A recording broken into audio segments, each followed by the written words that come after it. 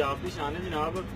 ਤੇ मैं अपने सारे ਵੀਰਾਂ ਭਰਾਵਾਂ ਨੂੰ ਦੱਸਦਾ ਚੱਲਾਂ ਕਿ ਇਸ ਟਾਈਮ ਮੈਂ ਖਾਨਪੁਰ ਨਹਿਰ ਤੇ ਮੌਜੂਦ ਹਾਂ ਕਿ ਜਿੱਥੇ ਮੁਲਾਕਾਤ ਹੋਈ ਅੱਜ ਇੱਕ ਸਾਡੇ ਬੜੇ ਸੋਹਣੇ ਵੀਰ ਦੇ ਨਾਲ ਤੇ ਉਹਨਾਂ ਦੀ ਕਾਰਕਰਦਗੀ ਤੇ ਹਮ ਦੱਸਦੇ ਚੱਲੀਏ ਕਿ ਖਾਨਪੁਰ ਨਹਿਰ ਦੇ ਵਿੱਚ ਇੱਕ ਮਸ਼ਹੂਰ ਹੈ ਚੀਜ਼ ਕਿ ਇੱਥੇ ਅਕਸਰ ਔਕਾਤ ਲੋਕ ਡੁੱਬਦੇ ਰਹਿੰਦੇ ਨੇ, ਕੁਝ ਵਿਚਾਰੇ ਨਹਾਣ ਆਏ ਹੁੰਦੇ ਨੇ, ਕੁਝ ਜ਼ਿੰਦਗੀ ਦੇ ਗਮਾਂ ਤੋਂ ਉਕਤਾਏ ਹੁੰਦੇ ਨੇ ਔਰ ਖੁਦਕੁਸ਼ੀ ਕਰਨ ਦੀ ਨੀਅਤ ਨਾਲ ਇੱਥੇ ਆਉਂਦੇ ਨੇ ਤੇ ਬਹੁਤ ਸਾਰੇ ਲੋਕ ਜਿਹੜੇ ਨੇ ਉਹ ਵਿਚਾਰੇ ਕੁਝ ਡੁੱਬ ਜਾਂਦੇ ਨੇ ਔਰ ਕੁਝ ਲੋਕਾਂ ਨੂੰ ਜਦੋਂ ਇਹੋ ਜਿਹੇ ਵੀਰ ਭਰਾ ਉੱਤੇ ਕੋਲ ਸੋਹਣੇ ਮੌਜੂਦ ਹੋਣ ਤੇ ਰੱਬ ਉਹਨਾਂ ਦੀ ਜ਼ਾਤ ਜਿਹੜੀ ਹੈ ਉਹਨਾਂ ਨੂੰ ਬਚਾਉਣ ਵਾਸਤੇ ਕੁਝ ਵਸੀਲਾ ਪੈਦਾ ਕਰ ਦਿੰਦੀ ਹੈ ਤੇ ਇਹਨਾਂ ਨੇ ਹੁਣ ਤੱਕ ਇਸ ਨਹਿਰ ਦੇ ਵਿੱਚ 11 ਡੁੱਬਦੀਆਂ ਹੋਈਆਂ ਇਨਸਾਨੀ ਜਾਨਾਂ ਨੂੰ ਬਚਾਇਆ ਹੈ ਤੇ ਜਿਹਦੀ ਹੌਸਲਾ ਅਫਜ਼ਾਈ ਕੀਤੀ ਰੈਸਕਿਊ 1122 ਵਾਲਿਆਂ ਨੇ।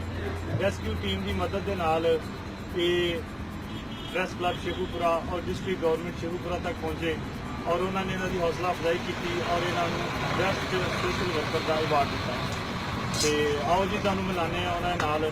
ਅਸਲਾਮ ਅਲੈਕੁਮ ਸਰ, ਕੀ ਨਾਂ ਹੈ ਤੁਹਾਡਾ ਤੇ ਕਿਹੜੀ ਜਗ੍ਹਾ ਤੇ ਰਹਿੰਦੇ ਹੋ? ਤੇ ਇਹ ਤੁਹਾਡੇ ਹੱਥ ਦੇ ਵਿੱਚ ਅਵਾਰਡ ਹੈ ਜੀ, ਮਾਸ਼ਾਅੱਲਾ ਬਹੁਤ ਸੋਹਣਾ ਜਿਹਾ ਤੇ ਤੁਸੀਂ ਜ਼ਰਾ ਤੁਹਾਡੀ ਜ਼ੁਬਾਨੀ ਸੁਣਨਾ ਚਾਹੁੰਦੇ ਆ ਕਿ ਤੁਹਾਨੂੰ ਕਿਸ ਚੀਜ਼ ਦਾ ਮਿਲਿਆ ਹੈ? ਜਨਾਬ ਇਹ ਮੈਨੂੰ ਗਵਰਨਮੈਂਟ ਦੀ ਤਰਫੋਂ ਮਿਲਿਆ। ਗੱਲ ਹੈ ਕਿ ਮੇਰੇ ਖਾਨਪੁਰ ਨਹਿਰ ਤੇ ਕੁਲਫੀਆਂ ਦਾ ਕੰਮ ਹੈ, ਕੁਲਫੀਆਂ ਦਾ ਕੰਮ ਹੈ। ਉਹਦੇ ਬਾਵਜੂਦ ਮੈਂ ਆਪਣਾ ਕੁਲਫੀਆਂ ਦਾ ਕੰਮ ਕਰਨਾ ਵਾ। ਉਹਦੇ ਬਾਵਜੂਦ ਅਗਰ ਨਹਿਰ ਦੇ ਵਿੱਚ ਕੋਈ ਬੰਦਾ ਕੋਈ ਬੀਬੀ ਡੁੱਬਦੀ ਹੁੰਦੀ ਹੈ, ਮੈਂ ਆਪਣਾ ਕੰਮ ਛੱਡ ਕੇ ਵੀ ਤੇ ਉਹਨਾਂ ਦੀ ਜਾਨ ਬਚਾਉਣ ਵਾਸਤੇ ਉਹਨਾਂ ਦੇ ਮਗਰ ਨਹਿਰੇ ਛਾਲ ਮਾਰਦੀ। ਤੁਸੀਂ ਆਪਣੀ ਜਾਨ ਦੀ परवाह नहीं करते हैं? नहीं, हदीस नबवी है जिसने एक शख्स की जान बचाई गोया उसने तमाम इंसानियत की जान बचाई। बहुत सोहनी गल है, बहुत सोहनी गल है। इस करके ऐ सोच के ते दूसरे की जान बचाने वास्ते अगा हो जाता है। इस तरीके बाद मेरा अपना कई दफा नुकसान होया, मेरे एक दो मोबाइल भी इस तरह गुम होए ने ते लेकिन मैं अपने मोबाइल की परवाह नहीं की क्योंकि इंसानियत जान दे नाल मोबाइल जिहड़ा उस तो ज़्यादा कीमती नहीं होता।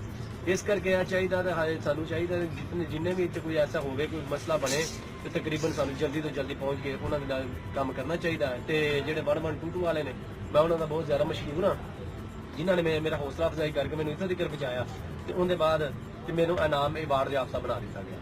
ਤੇ ਅਸੀਂ ਦੁਆ ਕਰਨਾ ਜੀ ਰੱਬ ਦੀ ਜ਼ਾਤ ਤੁਹਾਡੇ ਲਈ ਹੋਰ ਆਸਾਨੀਆਂ ਪੈਦਾ ਕਰੇ ਔਰ ਤੁਹਾਨੂੰ ਤੌਫੀਕ ਦੇਵੇ ਇਸੇ ਤਰ੍ਹਾਂ ਲੋਕਾਂ ਦੀਆਂ ਜਾਨਾਂ ਬਚਾਉਣ ਦਾ ਤੇ ਆਇਆ ਕਿ ਤੁਸੀਂ ਆਪਣਾ ਆਜ਼ਮ ਰੱਖਦੇ ਹੋ ਕਿ ਤੁਸੀਂ ਇਸੇ ਤਰ੍ਹਾਂ ਆਪਣੇ ਇਸ ਕਾਰੇ ਖੈਰ ਨੂੰ ਜਾਰੀ ਰੱਖੋਗੇ इंशाअल्लाह। क्यों, ਬੜੀ ਮਿਹਰਬਾਨੀ, ਬਹੁਤ ਸ਼ੁਕਰੀਆ ਜੀ।